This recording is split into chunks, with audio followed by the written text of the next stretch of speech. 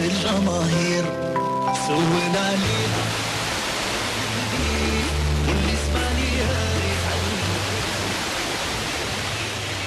قلبي مرتاح من مجهول